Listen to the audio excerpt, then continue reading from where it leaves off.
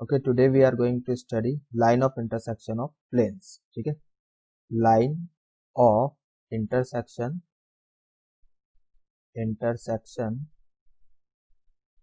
of two planes. ठीक है, कोई भी अगर हम दो प्लेन्स ले लें इंटरसेक्टिंग प्लेन्स, तो वो हमेशा एक लाइन में इंटरसेक्ट करते हैं. ठीक है, जैसे let's say we have this plane and let's say we have another plane like this. तो ये हमेशा इस तरह से, ये इस तरह से डॉट डॉट डॉट बना लो, तो ये यहाँ पर इंटरसेक्ट करते हैं. So this is what line of intersection. This is your line of intersection. ठीक है, लाइन ऑफ इंटरसेक्शन, ये चीज समझ में आती है. तो हमने दो प्लेन लिए, P1 equals to 0 and P2 equals to 0. तो ये दो प्लेन हमेशा एक लाइन में इंटरसेक्ट कर रहे हैं. कौन सी लाइन? ये वाली. ठीक है, दिस वन. फाइन. तो ये तो पता चल गया कि अगर दो प्लेन अगर इंटरसेक्ट कर रहे हो तो वो लाइन में इंटरसेक्ट करेंगे. अब बात आती है कि ठीक है, चलो लाइन में इंटरसेक्ट करेंगे, अगर हमें इस लाइन की इक्वेशन निकालनी है, if we are required to find out the equation of this line, तो कैसे करेंगे? अच्छा, तो ये जो प्लेन वन, चलो प्लेन वन को हमने ये लेट कर लिया r dot n1 equals to d1. कोई भी general equation of a plane in vector form ऐसे लेट कर सकते हैं. और प्लेन टू को ले लिया हमने r dot n2 equals to d2. क्यों भाई? लिख सकते हैं P1 के परपेंडिकुलर जो नॉर्मल होगा डेट इज n1, यही होगा. और प्लेन P2 इसके जो परपेंडिकुलर होगा वो इस तरह से होगा, that is normal vector n. सही है. अब ये जो लाइन है लाइन L जो लाइन ऑफ इंटरसेक्शन है, वो तो प्लेन वन में भी लाई करती है, प्लेन टू पे भी लाई करती है ना. तो since line L lies on both the planes, line on both the planes, P1 equals to 0 and P2 equals to 0. So therefore जो लाइन है आपकी वो N1 के भी परपेंडिकुलर होगी. This is perpendicular to N1 and L यानी कि जो लाइन ऑफ इंटरसेक्शन है वो N2 के भी परपेंडिकुलर होगी. क्यों भाई? सही बात है. इट मीन्स कि जो लाइन है this will parallel to N1 cross N2, कह सकते हैं ऐसा. फाइन. यानी कि जैसे हम लाइन की इक्वेशन निकालना चाहते हैं, तो लाइन की इक्वेशन निकालने के लिए किन किन चीजों की जरूरत है? तो एक तो उसकी डायरेक्शन की जरूरत है. तो डायरेक्शन तो हमें यहाँ से मिल गई N1 क्रॉस N2 से, यानी इसके पैरेलल है. ठीक है. एक पॉइंट की और जरूरत है जिससे ये लाइन पास होगी. ठीक है, तो वो पॉइंट हम कुछ भी लेट कर सकते हैं. तो लेट एक हमने पॉइंट ले लिया, लेट से P, अल्फा, बीटा और Z को रख लिया 0. ठीक है, Z को 0 रख लिया. लेट से यहाँ पे कोई पॉइंट ले लिया हमने P, अल्फा, बीटा, 0. ठीक है, ये पॉइंट लिए. तो यहाँ पर तो जो हमारा प्लेन है वो हमने चलो इस तरह से लिख लिया. एक मिनट के लिए प्लेन को a1x plus b1y plus c1z equal plus d1 equal to 0. ठीक है, यानी कि कार्टेशियन फॉर्म में ऐसे लिख लिया. और जो प्लेन P2 है उसको ऐसे लिख लिया a2x plus b2y plus c2z plus d2 equal to 0 करते. सही है, कार्टेशियन फॉर्म में लिख लिया. तो अगर हमने z को 0 पुट कर दिया, सो देयरफॉर तो ये वाला पॉइंट जो है लाइन में लाई कर रहा है, लाइन के ऊपर है, और लाइन प्लेन दोनों प्लेन पे लाई करती है P1 और P2 पर. यानी कि ये जो पॉइंट है वो प्लेन 1 के ऊपर भी है और प्लेन P2 के ऊपर भी है. ठीक है, दोनों प्लेन में लाई करेगा. ठीक. सो ये जो पॉइंट है P lies on both the planes, lies on both the planes, यानी दोनों प्लेन्स जो हमारे हैं P1 P2 वो इस प्लेन से पास होंगे. सही बात है. तो therefore we get a1 x की जगह अल्फा रखोगे, a1 alpha plus B1 beta और Z तो जीरो ही है plus D1 equals to zero, ठीक है, and A2 alpha plus B2 beta plus D2 equals to zero. Got it? इतना समझ में आ गया? नाउ अब हमें क्या करना है, we have to solve these two equations to get alpha beta. Solve these two equations to solve to get alpha beta, ठीक है, अल्फा बीटा के लिए टू गेट अल्फा बीटा। सही, यहाँ से अल्फा बीटा की वैल्यू आ जाएगी। ये चीज समझ में आ गई? अच्छा, इस तरह से सॉल्व करते वक्त हो सकता है वन ऑफ द पॉसिबिलिटी में भी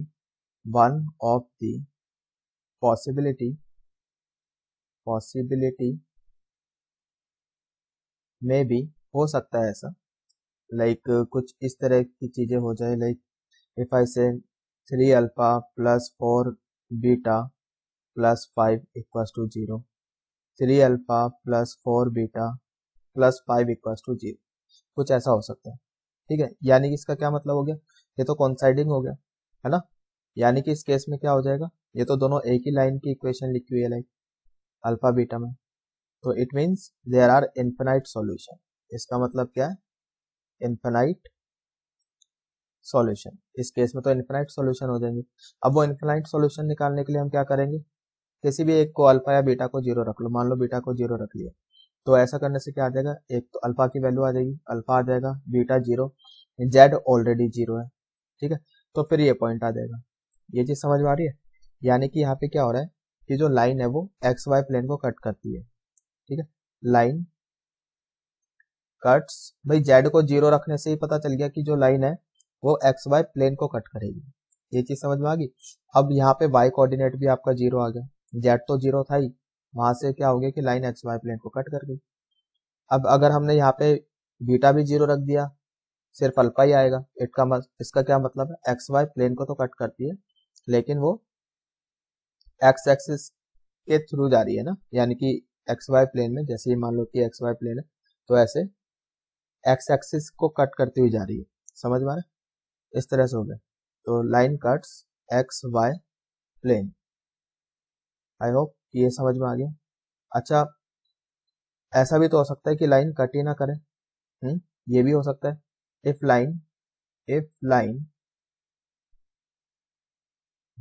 line does not cut x y plane, ये भी पॉसिबिलिटी हो सकती है कि वो एक्स वाई प्लेन को कट ना करे, मतलब कुछ इस तरह से हो जाए, like 3 alpha plus 4 beta plus 5 equals to 0, 3 alpha plus 4 beta let's say plus 7 equals to 0। So you can see कि ये तो अल्फा बीटा में दो इक्वेशंस लिखी हुई है and these are parallel equations, ठीक है, मतलब पैरेलल लाइन की इक्वेशन होगी, कुछ ऐसा है। तो अब की बार क्या होगा, नो सॉल्यूशन, अब तो कोई सॉल्यूशन ही नहीं होगा इस केस में। समझ में आ रहा है? आई होप, क्योंकि ये एक्स वाई प्लेन को कट तो करेगी नहीं, पैरेलल और है भी पैरेलल, तो यहाँ से तो कोई सॉल्यूशन आने वाला है नहीं, ठीक है। तो अब क्या करेंगे हम, ऐसा कब, देखो दोबारा से जेड को जीरो रखा, फिर हमने कहा ये दो इक्वेशन बनी, सॉल्व किए, ठीक है, अल्फा बीटा आ भी सकता, नहीं भी आ सकता, तो अल्फा बीटा आ गया तो well and good, we will get the point alpha beta zero. फिर हमने बोला कि एक पॉसिबिलिटी ऐसी भी हो सकती है, लाइक दोनों, हमने किसको यहाँ पर अल्फा बीटा यानी जेड को जीरो रखा था, तो ये हमारी दो इक्वेशंस बनी थी, मतलब इस टाइप की अगर पॉसिबिलिटी हो गई तो फिर तो हम क्या बोलेंगे, इनफिनाइट सॉल्यूशन, ठीक है। फिर किसी भी हम एक को अल्फा या बीटा को जीरो रख सकते हैं, इतना आ जाएगा। Got it? यहाँ पर हम क्या कह रहे हैं, लाइन कट्स दी एक्स वाई प्लेन, ये तो तभी हमने बोल दिया जब हमने जेड को जीरो रखा। अब ऐसा भी तो हो सकता है कि लाइन एक्स वाई प्लेन को कट ही ना करे, ये कब पॉसिबल है, जब इस तरह की कुछ चीजें हो जाए, लाइक, है ना, दीज आर पैरेलल लाइन, तो फिर तो कोई सॉल्यूशन नहीं आएगा। तो अब क्या करें, मतलब कि अब कोई सॉल्यूशन नहीं आएगा, इट मीन्स कि अब हम जेड को जीरो नहीं रख सकते, ठीक है। तो अब क्या करेंगे फिर, यानी कि नाउ पुट अब हम करेंगे यहाँ पर बीटा को जीरो रख लो, ठीक है, मतलब वाई को जीरो रख दो, वाई को जीरो रख लो, ठीक है, ये चीज समझ में आ गई। तो वाई को जीरो रखा y को 0 रखने का मतलब ये है कि मतलब हमने पॉइंट कुछ इस तरह से सेलेक्ट किया, अल्फा 0, ठीक है, और बीटा कुछ इस तरह से सेलेक्ट कर लिया पॉइंट। अगर ये भी फेल हो जाता है, ठीक, इफ दिस ऑल्सो फेल्स, इसका क्या मतलब है, दिस ऑल्सो फेल्स मतलब यहाँ भी कुछ ऐसा ही आ जाए, नो सॉल्यूशन टाइप आ जाए, इनकंसिस्टेंट आ जाए, तो फिर हम क्या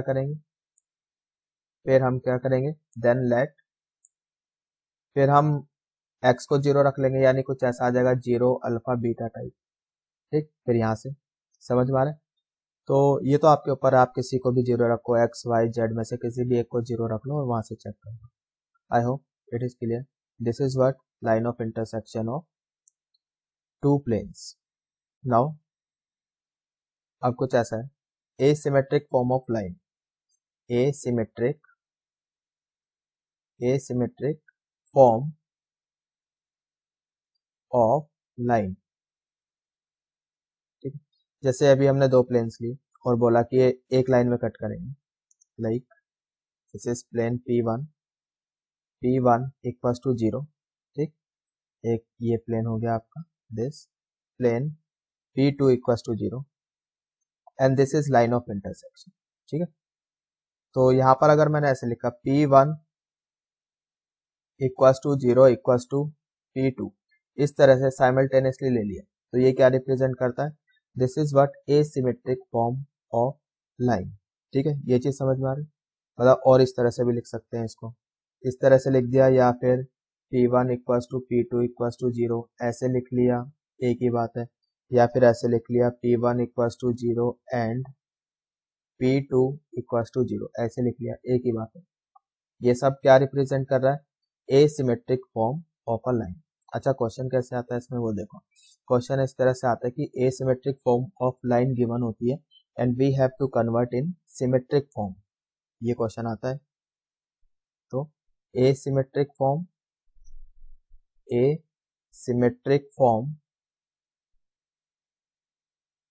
टू सिमेट्रिक फॉर्म, ठीक है। एसिमेट्रिक फॉर्म क्या है अभी बताया आपको, that is P1 equals to 0 equals to P2, ठीक है, ये चीज। और सिमेट्रिक फॉर्म क्या है, ये कुछ इस टाइप की होगी, x minus x1 over a equals to y minus y1 over b equals to z minus z1 over c। तो अब क्या होगा, क्वेश्चन कैसा आएगा कि इस फॉर्म में तो आपको लाइन गिवन होगी, ठीक, and you are suppose to convert this form in this form symmetric form, इसमें कन्वर्ट करना होगा। तो इस फॉर्म में कन्वर्ट करने के लिए क्या क्या चाहिए, ठीक है, ये तो बेसिकली आपको लाइन की इक्वेशन निकालनी है, तो अभी थोड़ी देर पहले बताया। एक तो डायरेक्शन चाहिए, है ना, एक तो आपको डायरेक्शन चाहिए, यानी कि डायरेक्शन रेशियोज ऑफ नॉर्मल चाहिए। तो इसके लिए फर्स्ट वी नीड क्या क्या चाहिए, डायरेक्शन रेशियोज ऑफ नॉर्मल, ये चाहिए, ठीक है। लाइन ये जो ए बी सी, ठीक, डायरेक्शन रेशियोज ऑफ नॉर्मल तो प्लेन के हो गए, तो हमें तो डायरेक्शन रेशियोज ऑफ लाइन का मतलब कि एक पैरेलल वेक्टर के डायरेक्शन रेशियोज ऑफ लाइन, ये चाहिए।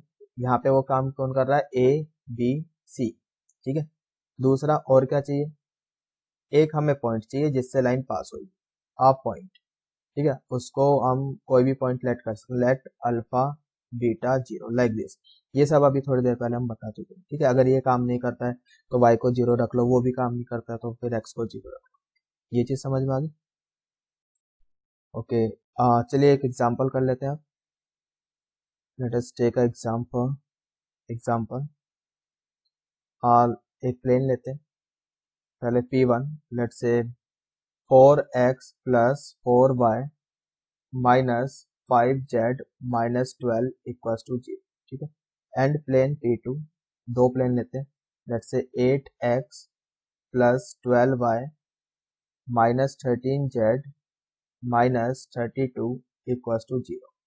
नाउ क्वेश्चन क्या है, find line of intersection, find line of intersection, ठीक। ऑफ P1 एंड P2, इन दोनों प्लेन की लाइन ऑफ इंटरसेक्शन निकालनी है। और ऐसे भी बोला जा सकता है कि जैसे मान लो कि ये दिया आपको P1 equals to 0 equals to P2, ठीक है, ये क्या है, एसिमेट्रिक फॉर्म, ठीक, इसको कन्वर्ट करना है, ठीक, कन्वर्ट इन, और इस तरह से बोल दिया आपको कि convert in symmetric form, symmetric form, इसको सिमेट्रिक फॉर्म में कन्वर्ट करना है, ठीक है, ये चीज है। तो ये मतलब दो प्लेन लिखे और फिर मैंने इस तरह से लिखा है P1 equals to 0 equals to P2 and then फिर क्वेश्चन बोला आपसे पूछा गया find the line of intersection of P1 and P2 और कन्वर्ट इन सिमेट्रिक फॉर्म। तो ये भी बेसिकली एक लाइन ही है, लाइन को ही रिप्रेजेंट कर रहा है। ये कैसी लाइन है, एसिमेट्रिक फॉर्म है ना, ये एसिमेट्रिक फॉर्म है और उसको सिमेट्रिक फॉर्म में कन्वर्ट करना है। ये चीज समझ में आती है, तो ठीक है, मतलब कुछ ऐसा है। तो ये आपके पास दो प्लेन्स है ना, एक तो ये प्लेन हो गया, इसको चलो P1 बोल देते हैं एक मिनट के लिए। दिस इज P1 क्या है आपके पास 4x plus 4y minus 5z minus 12 equals to 0, ठीक है। एक और प्लेन है आपके पास, let's say this is plane P2, इसकी इक्वेशन क्या है 8x plus 12y minus 13z minus 32 equals to 0, सही है। सो ये लाइन है, ये लाइन हमें चाहिए, दिस इज लाइन, फाइन। तो यहाँ से N1 प्लेन 1 का जो नॉर्मल है N1 और प्लेन 2 का जो नॉर्मल है, ठीक है, N2। N1 कितना है, इसके डायरेक्शन रेशियोज कितने हैं N1 के, वी गेट 4 4 माइनस 5 है ना, और N2 के N2 8 12 माइनस 30। तो जो आपकी लाइन है L वो N1 के भी परपेंडिकुलर है and line is also perpendicular to N2, ये थोड़ी देर पहले हम डिस्कस कर चुके हैं। So therefore line is parallel to N1 cross N2, इतना समझ में आता है, यानी कि लाइन की जो पैरेलल डायरेक्शन है वो हमें मिल गई। तो N1 क्रॉस N2 आप निकाल लो, N1 क्रॉस N2 निकाल लेते हैं। ये कैसे निकलेगा भाई, N1 कितना है आपके पास 4 4 माइनस 5, ठीक है, N2 कितना है आपके पास 8 12 minus 30। We have to do cross product, तो आई होप कि क्रॉस प्रोडक्ट आपको करना आता होगा, ठीक है। ये सारा मैंने कुछ शॉर्ट में लिखा है, if you are following my lectures तो यू वुड नो बेटर कि ऐसे ही करते हैं हम लोग। तो क्रॉस प्रोडक्ट निकाला, ये कितना हो गया आपका 13 इंटू 4 माइनस 52 इंटू, हाँ जी, ये कितना आ गया आपका minus 52 and plus 60, so we get 8 है। यहाँ पर आपका माइनस 52 एंड प्लस 40 और माइनस एक और आएगा तो ये प्लस 12 हो जाएगा। यहाँ पर 48 माइनस 32, ठीक है, 12 into 4 48 minus 32, so we get 16 है, इतना आ गया। यानी N1 क्रॉस N2 तो आपका ये आ जाएगा 8 12 16, फाइन। अच्छा, अब वी रिक्वायर अ पॉइंट जिससे आपकी लाइन पास होगी, है ना। नाउ लेट अल्फा बीटा 0, एक पॉइंट हमने लेट किया अल्फा बीटा 0, ठीक, समझ में आ रहा है। अब ये जो पॉइंट है ये दोनों प्लेन पे लाई करता है, let P be any point on line, सही है। अब सिंस लाइन पे लाई करता है तो ये प्लेन पे भी लाई करेगा, सो देयरफॉर ये जो पॉइंट है आपका alpha beta 0 lies on P1 and P2, दोनों प्लेन पे लाई करेगा, है ना। सो देख लो इधर आप प्लेन की इक्वेशंस क्या थी, प्लेन की इक्वेशन थी आपकी this, so therefore alpha beta 0 P1 में रखा अल्फा बीटा 0, यानी कि 4 अल्फा प्लस 4 बीटा जेड आपने रखा है 0, we get minus 12 equals to 0। Plane P2 में रखा आपने, we get 8 alpha plus 12 beta, Z 0 है, minus 32 equals to 0। Now we have to solve this two equation to find out alpha and beta, तो इसको हम सॉल्व करते हैं, ठीक है। तो यहाँ से हमने 4 कॉमन ले लिया यहाँ से, तो ये तो हो जाएगा आपका अल्फा प्लस बीटा 3 यानी कि इधर 3। सही है, यहाँ से भी we can take out 4 common, 4 common आ गया, so we get 2 alpha 3 beta, ठीक, एंड 4 8, तो ये आ जाएगा आपका 8 यहाँ पर। सही है, तो एक काम करते हैं, तो इसको 2 से मल्टीप्लाई करके सब्ट्रैक्ट कर देते हैं, तो वी गेट माइनस बीटा है एंड -2 है, तो बीटा कितना आ गया आपके पास 2, तो बीटा तो आपके पास 2 आ गया। अब बीटा 2 आ गया तो अल्फा कितना आ जाएगा, अल्फा आ जाएगा 1। सही है, यहाँ पे बीटा को रखो 2, तो वी गेट अल्फा 1 बीटा 2, और तीसरा पॉइंट जेड कोऑर्डिनेट इज 0, वो तो 0 है। ठीक है, आई होप यहाँ तक समझ में आ गया। सो देयरफॉर भाई पॉइंट हो गया है 1 2 0, एंड जो लाइन की इक्वेशन है therefore required line, required line हो गई आपकी, ये तो पॉइंट हो गया 1 2 0, x -1, ठीक, y -2 and z -0, this is 2, and divided by, ठीक, डायरेक्शन रेशियोज हमने कितने निकाले थे 8 12 16, सो 8 12 16। ठीक है, आई होप कोई गलती नहीं की है। ठीक है, तो ये आपका आंसर आ गया, और रिड्यूस करना है तो इसको ऐसे लिख सकते हैं यहाँ पर, हाँ जी, x -1, और इस तरह से x -1, तो किस तरह से कैंसिल कर सकते हो आप उसको, और 2 y -2 over 3 and z -0 4। This is your required answer. I hope you got it.